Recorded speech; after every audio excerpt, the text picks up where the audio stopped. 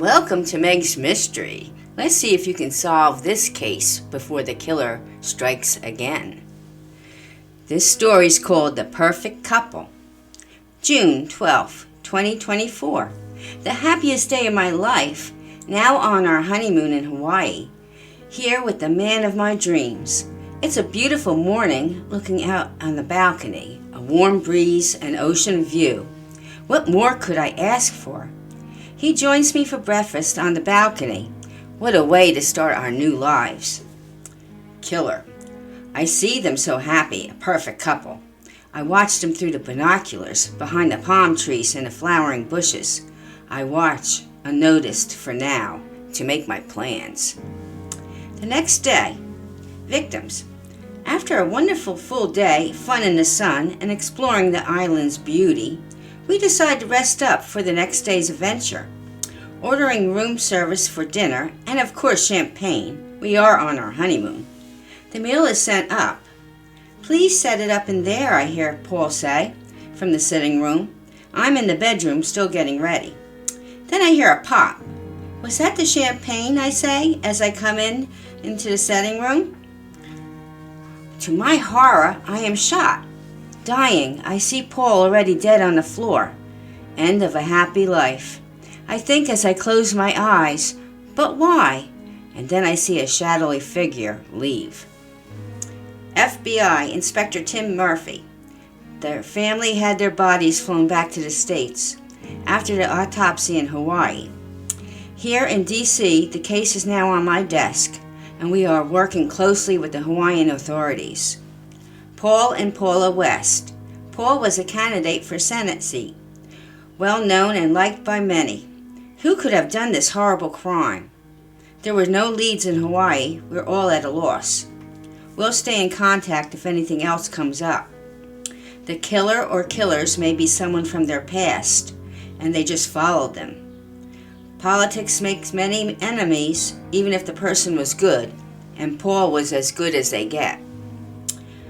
August, 2 months later, August 12th, 2 high school kids were found dead near Lover's Lane. Their car ran off the cliff. This was a senseless crime. Murder, we found out. They were drugged with rohypnol, roofies. They went to the prom, then to Lover's Lane. Somehow drugged, and the car pushed off the road, off the cliff, to their death. Why, such young lovers. Killer. Oh, the perfect couple. I watched them from the shadows and gave them a little something in their smuggled wine from his home. It was in their car. I heard him tell his friends his plan. Be careful what you say. People must be listening. Aha, I do. The boy thought he would get lucky. Well, their luck ran out. They were just too young and in love to notice me following around for weeks. They'll never connect me to the murder. I made sure of that. September 12th, an old couple planning on traveling around the world. They saved up all their lives for a grand vacation. Both found dead in their hotel room in Greece. Food poisoning from their salad. A poison plant was found in it. Killer. I saw them at a restaurant. He gave her red roses and a card. She read it out loud. Here's to our second honeymoon. Tickets to our first stop, Greece. I had to follow them on their trip. I overheard them. So much for a nice trip around the world, but a perfect couple still in love. Finally going to take a trip they always wanted. So sorry to disappoint you, Mr. and Mrs. Bloom. Time is up. 2 months later, November 12th, a lovely, lonely couple, young and in love now. Dave and Marnie, just connected from a dating site. Found shot with a .38 special. Found dead on their 4th date in his car near the restaurant. They had tickets on them for a weekend trip to New York City. Card and red roses by their bodies. Note said, "Fly me to the city that never sleeps. Love, Dave." Killer. Perfect couple. Finally found love. Good for them. And plans to vacation together to the Big Apple. Oh no, it's too good to be true. They had to go. December 12th. An old spinster. Emily Downs, and Dr. Morris finally go on dates after 25 years of friendship, and now making wedding plans and a honeymoon. At their age, they didn't want to waste any more time. Found dead in her garage, sitting in the car. Later found out they were both drugged and put in the car. Not a suicide, but murder. But why? They finally found each other and made plans for a life together. Killer.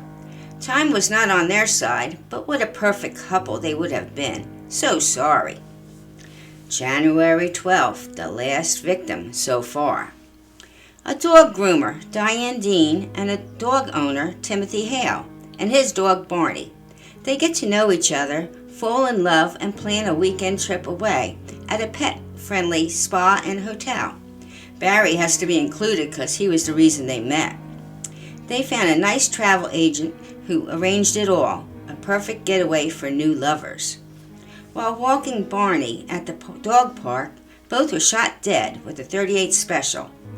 Later, autopsy found the bullets from the .38 Special were the same used in other earlier murders, used for the murders of Dave and Marnie, also Paul and Paula, in the same state, but how do they connect to others? One was in Hawaii and one was in the States. This time the killer got sloppy. Oh, killer. They'll never find a connection, and me. I use different ways to kill each murder, and different ways to end their perfect lives. Perfect couples in love. They'll never put two and two together. I followed each of them for a while, making plans, and killing them with different methods and different places. But I better be more careful next time and not to use the gun again. A serial killer is on the loose. All police and FBI agents are sharing information and working on it. Same date, months apart, always on the 12th of each month. Different methods of murder. Poisoning, gunshots, drugged, car pushed off the cliff, gassed the old couples in their own garage. How are we going to connect this? Finally, the FBI got lucky and matched the bullets in the 3 murders. The killer's fingerprints were on the bullets. The killer did get sloppy. The honeymoon couple, Paul and Paula, the couple in Hawaii. Dave and Marnie, the dating service couple. And the last couple in the park with the same gun.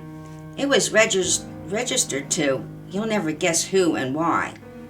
All the couples were in love and perfect couples. Connecting all victims. Anna's Boutique, weddings and prom gowns. We have it all. Some victims use this store. Flower shop, boys' flowers. All victims bought flowers here. The travel agent, Jerry Mars. All victims used him at one time or another to plan their trips or short getaways. The dating app, owner Charles Loveheart. He met many of these people in his business. The high school kids even made a fake account for the fun of it. He found out he heard them boasting about it at the local diner, making fun of lonely, desperate people looking for their soulmates. Is it a man or a woman? The prince will tell it all. The killer. Well, they nabbed me. How stupid. I left my prints all over the bullets. Now they traced it back to me.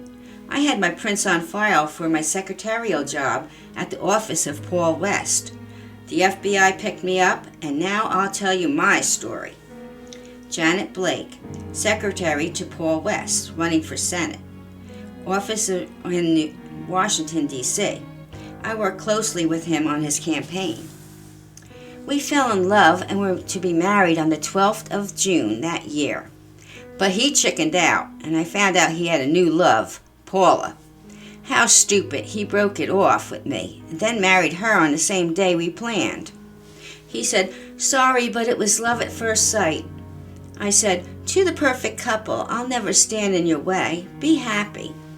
He also had the nerve to ask if he can use our venue and the date for his wedding. I was speechless. I just nodded. It was already paid for by him. How can he be so insensitive, though? My mind shut down. Later, I made my plans to get even, all the while smiling and congratulating the perfect happy couple. I guess I snapped, and my deadly game was on. I spied all those perfect couples and got rid of them my way.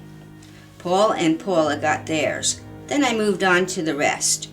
You don't realize how many perfect couples you can find when your mind is set. They all had to go. Everywhere I looked, I saw them. Why them, not me? I was heartbroken and looking for revenge. I tried to move on, but I just couldn't.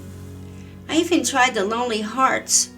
I met Dave and Marnie in the office of the Lonely Hearts.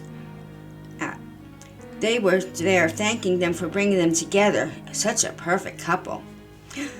I made an account there too, but never connected with anyone. Also, the high school kids were there. I overheard their plans, making fun of the Lonely Heart people.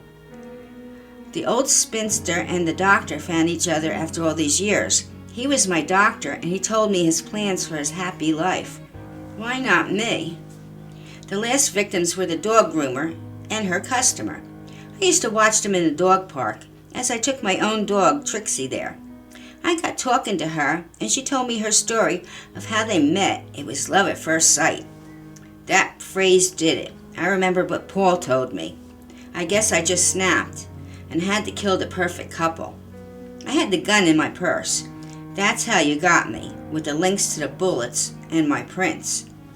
But you see, they all had to go. I told them after my trial, as they were taking me to my new home, jail. Maybe I'll get a pen pal. Lots of inmates write letters to the outside world. Maybe I'll find my perfect someone, and we can be a perfect couple too. I got sentenced 30 years to life, but I may be out on good behavior, but I doubt it. I told them when they asked if I was sorry. Well, I had to do it. They were just so happy. It was not fair. So am I crazy? What do you think? Thanks for joining us at Meg's Mysteries. Come back for more. Until next time.